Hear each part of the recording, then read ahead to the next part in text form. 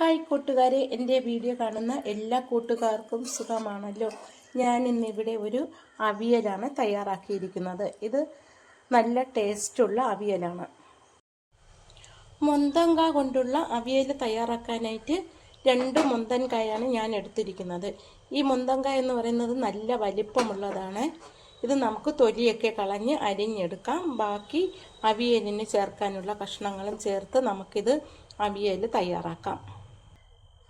മൊന്തങ്ക ചെറിയ കഷ്ണങ്ങളാക്കി പച്ചക്കറികളും അരിഞ്ഞിട്ടുണ്ട്. അവിയൽ വേവാൻ ആവശ്യത്തിനുള്ള വെള്ളം ഒരു പാത്രത്തിൽ ഒഴിച്ചു കൊടുക്കാം. അതിലേക്ക് നമുക്കൊരു 1/2 സ്പൂൺ മഞ്ഞൾപ്പൊടിയും ചേർത്ത് കൊടുക്കാം. 1/4 സ്പൂൺ മുളക് പൊടി ചേർത്ത് കൊടുക്കാം. ഉപ്പുപൊടി പാകത്തിന് ചേർത്ത് കൊടുക്കാം. എന്നിട്ട് ഇതെല്ലാം തിളയ്ക്കുമ്പോൾ നമുക്ക് കഷ്ണങ്ങൾ ഇട്ട് കൊടുക്കാം. അവിയലിൻ്റെ വെള്ളം തിളച്ചു. അതിലേക്ക് നമുക്ക് അരിഞ്ഞു വച്ചിരിക്കുന്ന അവിയലിൻ്റെ കഷ്ണങ്ങൾ ചേർത്ത് കൊടുക്കാം. എന്നിട്ട് നമുക്കിതൊന്ന് ഇളക്കിയിട്ട് അടച്ച് വെച്ച് വേവിച്ചെടുക്കാം. ഇനി ഒരു മുറി തേങ്ങ ചുരണ്ടിയതിലേക്ക് നമുക്ക് 3 പച്ചമുളക് ചേർത്ത് കൊടുക്കാം. ഞാൻ കുറച്ച് മുളക് പൊടി ചേർത്തിട്ടുണ്ടായിരുന്നു, അതുകൊണ്ട് 3 പച്ചമുളകാണ് ചേർക്കുന്നത്. അതിലേക്ക് ഇനി 4-5 കഷ്ണം ചെറിയ ഉള്ളി തൊലിച്ചതിട്ട് കൊടുക്കാം. 4-5 കഷ്ണം വെളുത്തുള്ളി ചേർത്ത് കൊടുക്കാം. മഞ്ഞൾപ്പൊടി വെള്ളത്തിൽ ചേർത്തിരുന്നു. ഇനി ഒരു നുള്ളിന് വേണ്ടി മഞ്ഞൾപ്പൊടി കൂടി ചേർത്ത് കൊടുക്കാം. ഒരു 1/2 സ്പൂൺ ജീരകപ്പൊടി ചേർത്ത് കൊടുക്കാം. ഇതെല്ലാം കൂടി നമുക്കൊന്ന് നന്നായിട്ട് ചതച്ചെടുക്കാം.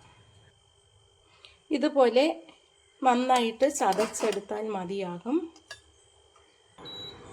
ഇടയ്ക്ക് തുറന്നിട്ട് ഒന്ന് ഇളക്കി കൊടുക്കണം. ഇനി കുറച്ച് സമയം കൂടി വേവിച്ചെടുക്കാം. വെള്ളമൊക്കെ വറ്റി വരുന്നുണ്ട്. നമുക്കിനി ഇതിലേക്ക് അരപ്പ് ചേർത്ത് കൊടുക്കാം.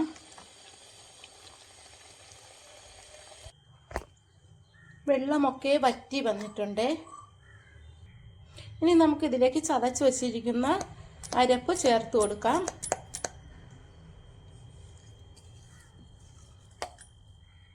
എന്നിട്ട് ഇളക്കി കൊടുക്കാം.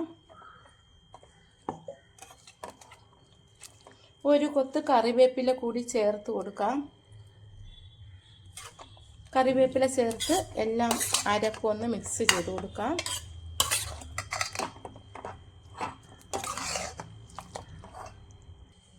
ഇതിലേക്ക് 1 സ്പൂൺ വെളിച്ചെണ്ണ ഒഴിച്ചു കൊടുക്കാം.